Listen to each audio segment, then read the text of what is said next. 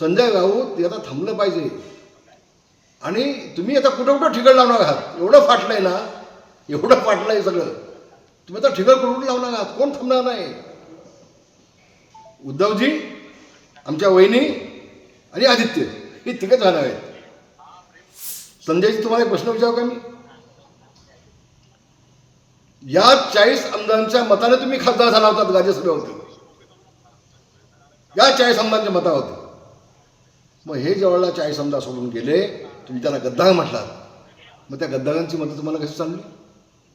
मग नैतिकता म्हणून तुम्ही का राजीनामा दिला नाही राज्यसभेचा खासदाराचा. हे दुसऱ्या सांगे ब्रह्मज्ञान आणि स्वतः गोड भाषण. हे तर थांबलं पाहिजे.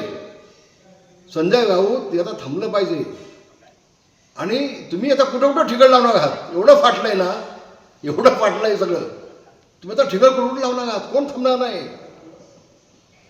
उद्धवजी, आमच्या वहिनी आणि आदित्य हे तिघच राहणार आहेत. तिघेच.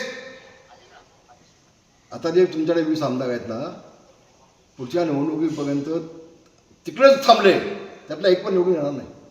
दाव्याने सांगतो. विकास कामच काय होणार नाही. काही होणार नाही. आणि उद्धवजी स्वतः पुढाकार घेऊन आपल्या आमदारांना निधी मिळावा, आपल्या आमदारांचे मतदारसंघ स्ट्रॉंग व्हावेत, आपल्या आमदारांच्या मतदारसंघामध्ये जनउपयोगी कामं व्हावी, असा प्रयत्न उद्धवजींकडनं कधीच नसतो. ती फक्त ठाकरी भाषा वापरायची, बाळासाहेबांची फक्त नक्कल करायची. याच्यापेक्षा उद्धवजींकडे काहीच नाही. सुंब जळला तर पीळ जात नाही. अजून सुद्धा तेच आहे. गेट आउट काय मला फरक पडत नाही. आणि म्हणून मला वाटतं किमान आता तरी उद्धवजींनी स्वतःला समजून घेतलं पाहिजे. त्यांच्या आजूबाजूला जे कोणी ॲडव्होकेट आहेत, वकील आहेत, सकील आहेत, कोण जे आहेत, त्यांचं ऐका. पण ऐकावे जनाचे आणि करावे मनाचे. याबद्दल तुम्ही वागलात तर भविष्यामध्ये जे काय थोडं बहुत तुमच्या शिल्लक आहे ते शिल्लक आहे तुमच्याकडे.